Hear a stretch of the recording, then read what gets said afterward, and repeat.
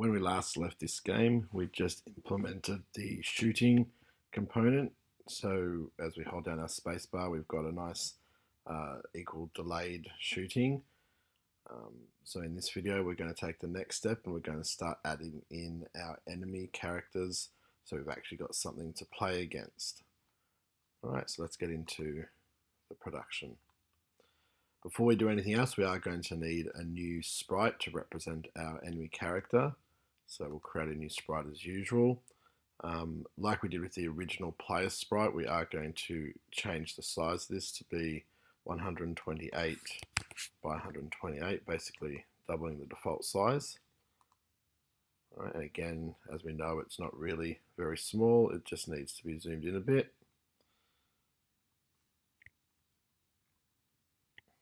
All right, editing this picture.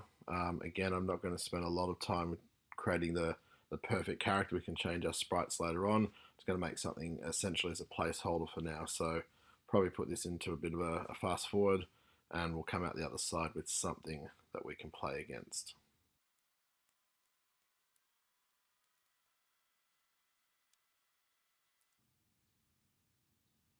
Okay, I've created something. I honestly didn't know what I was creating as I went. As I said right at the start, it's really a placeholder. It's not necessarily going to be the final piece that we use, but we'll use it for now. Okay, like our main player sprite, we're going to put our origin into something that makes a bit of sense for the sort of center of this particular character.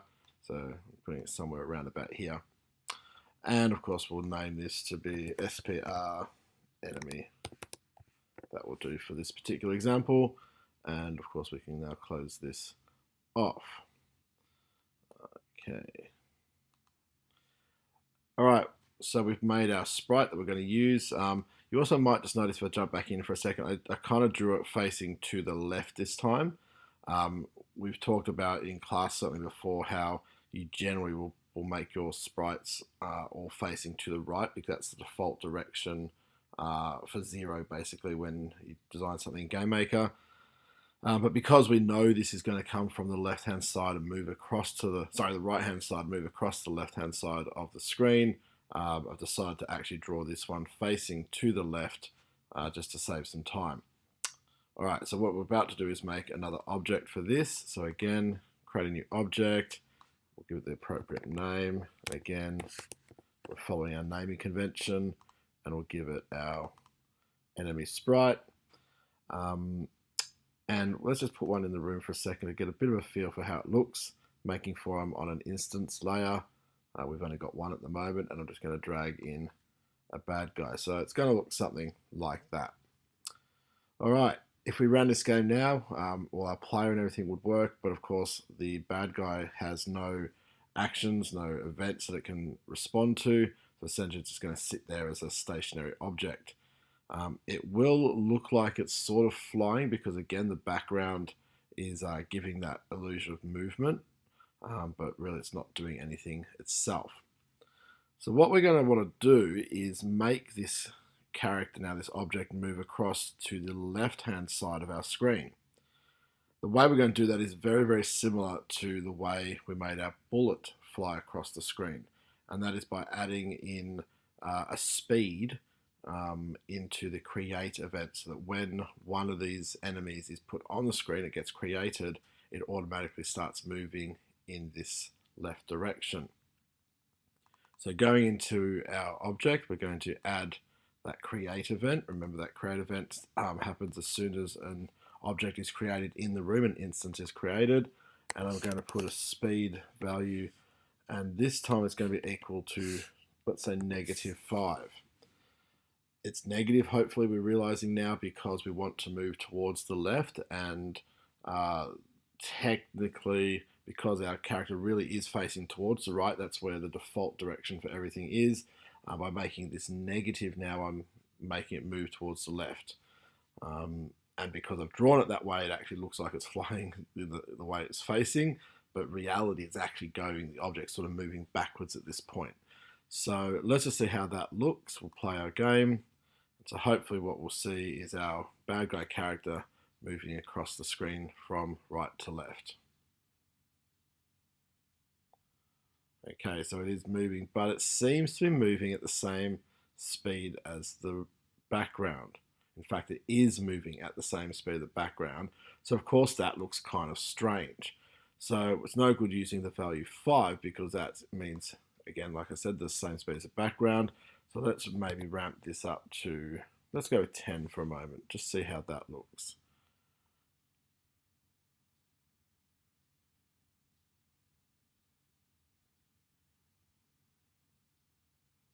All right, that's certainly moving at a different speed, and that's not a bad speed for now, so let's just leave that.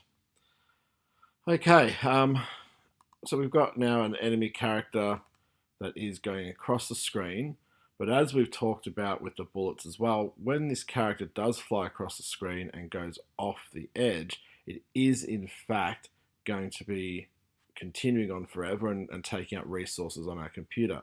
So we are going to want to destroy any of these enemy ships that make it across to the left-hand side of the screen.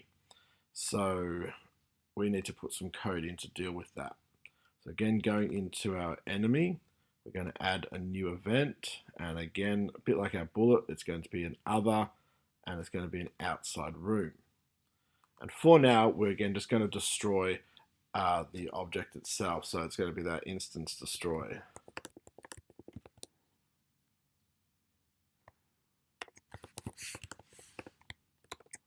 So we didn't pass it any parameters.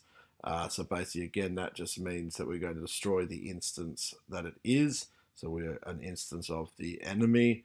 So again, if we play our game now, we're not going to see that. We just have to trust at this point that as the object moves off the left-hand side of the screen, it goes outside the room, that event happens, and it gets destroyed somewhere over here, and basically frees up the resources from the computer so that it's not going to get bogged down. All right, so we're getting some things actually happening. Again, a bit like bullets, so we don't want to put an enemy in the room and just have one there. Really what we'd like to see is enemies get created that will come across our screen and let us interact with them by shooting them. Or maybe we miss them and they go past.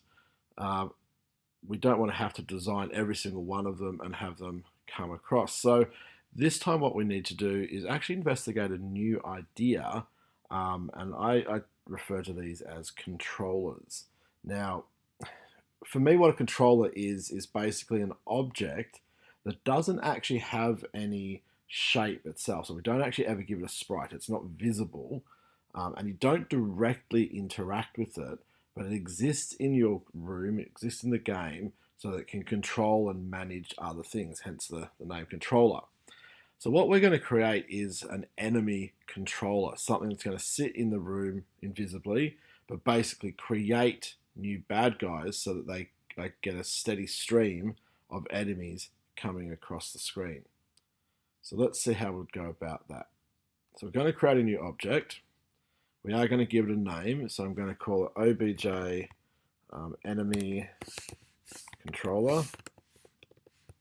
All right, but unlike every other time, we're not going to give it a sprite. It's not going to be something that you actually see in the game. If I try to put that in my room at the moment, it will still work. I still have to be on an instance layer. I'll put it in, but as you can see, it's not something that's actually visible right now. Now it is in there. We can see now a list of things that is in the instance. We can choose it, remove it, etc. But basically it lives in that game right now, and it will actually do things. So in our enemy controller, we're going to do some tasks a little bit like what we did with the bullets again. We're going to set up a timer alarm system that basically creates a new bad guy, let's say every 2 seconds at the moment.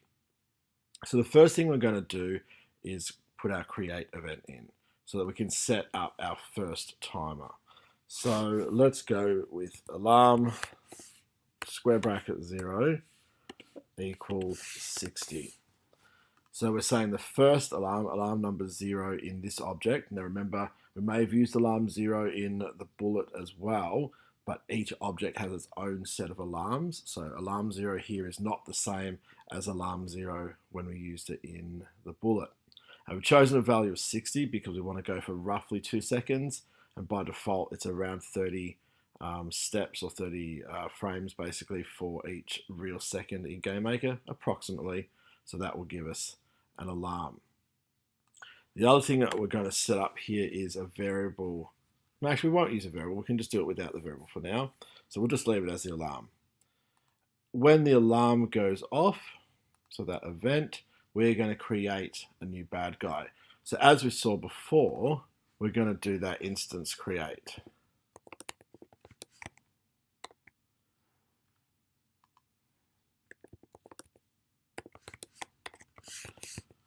So we're doing the instance create layer. The X and Y, we're not going to refer to the position of this object like we do with the bullet. So we're not talking about where this object is. We're going to have to set an actual X and Y. So just for a moment, we'll jump back to the room. I know it's not finished, but jump back to the room. Let's put our mouse around about the middle of the screen on the edge here. And then let's look down the bottom here at our X and Y coordinates. So put my mouse back, and I'm looking at something around about X 950-ish, and let's say Y of about 360. So let's go 950 and 360. All right, so that'll make a ship around about this spot. So go back to our controller, and what we said, we're going to use an X value of 960 and a Y value of about 350. So that's going to be the position that our bad guy gets created. What layer is it created on? Again, it's the instances layer that we have there, and don't forget we have to put in quotes. Don't forget to spell it and use the right capitalization. All right, and the object itself that's going to be made is obj enemy. And then we close off our quotes if it's not already. So this line here is going to create on the instance layer an object enemy at these coordinates, X and Y coordinates. Now if we just run this one now, we'll get one enemy created, but it will never create a second one because we haven't reset our timer to basically create that loop that keeps happening. So after we've created that, we again need to set the alarm, and we'll just set it for another 60 steps or approximately 2 real seconds, so that this alarm will go off again, this will happen again, reset, and so on. So we create this loop.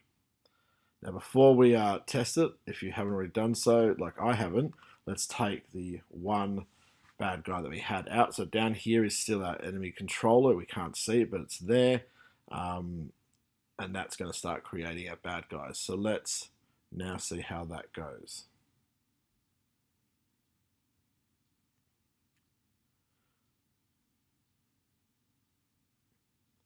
Okay, so in about 2 seconds, yep, the alarm went off, and there it made a bad guy, and another one,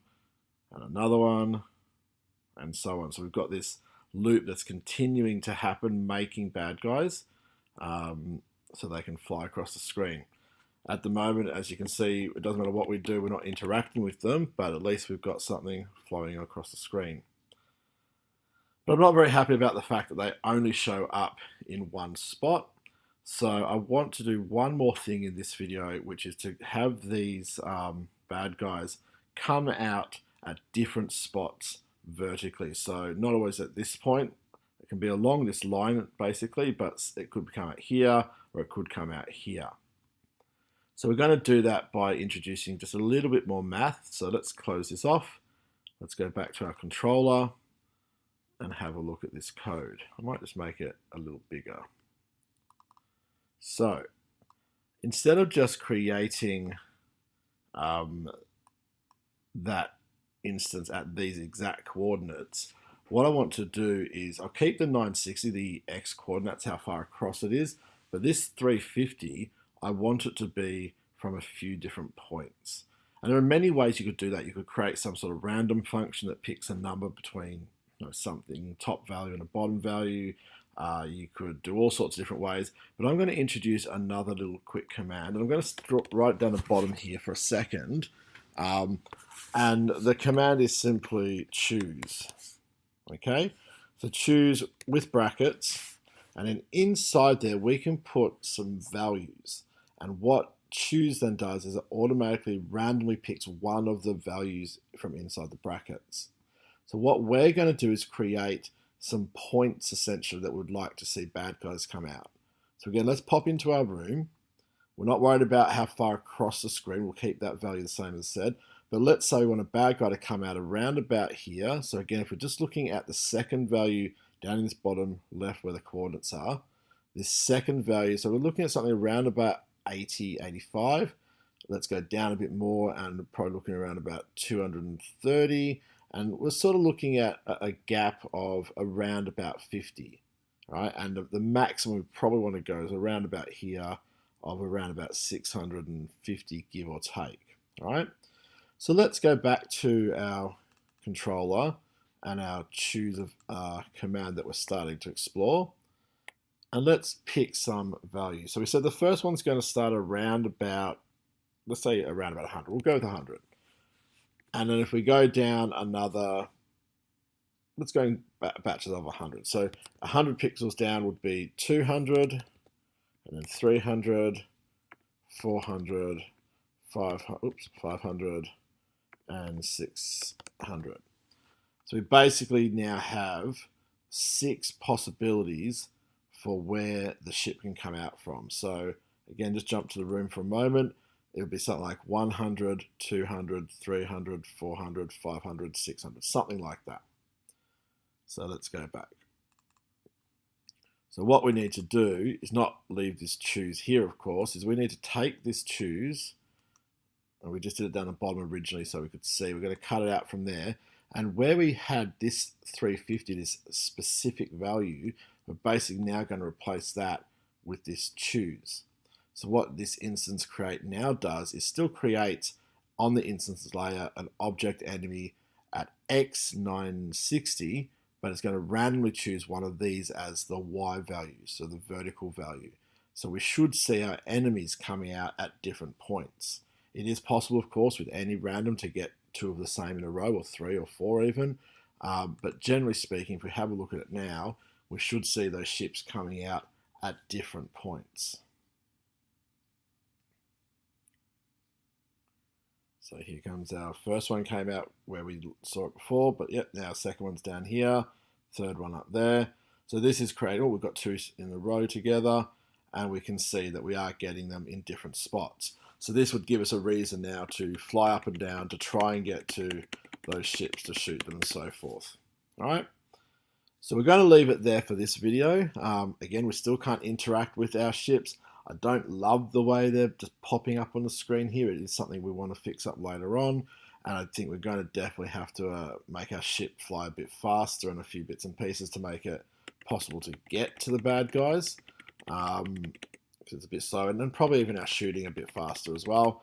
But these are things that we can modify. They're not going to change the structure of the game. They're just going to be about changing some values, changing some variable values so that we can adjust these. Alright, so as I said, let's leave that video here. Go off and have a go for yourself, get some random ships coming in, and see how you go.